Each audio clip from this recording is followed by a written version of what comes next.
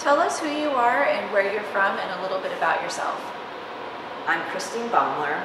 I'm an environmental artist and I teach at the University of Minnesota.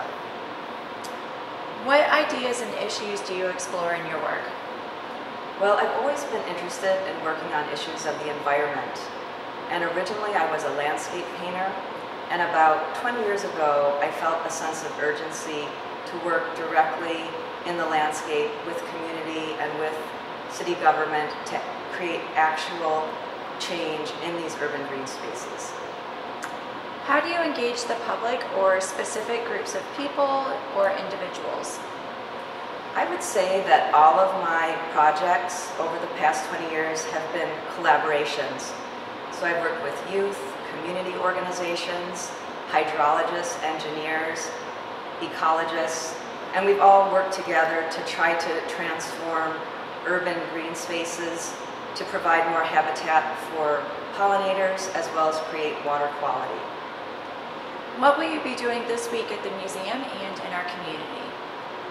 Well, this week I've been working as one of the co-leaders for the Buzz Lab with Melissa Kosick. We have also had Fred Rozumalski, who is a landscape architect, and Juliet Patterson, who's a poet. We've had 17 fantastic youth interns who are paid for their work with us this week. And we've been going on a lot of field trips. We've been seeing gardens. We've been visiting with beekeepers. We've been doing art projects related to pollinators.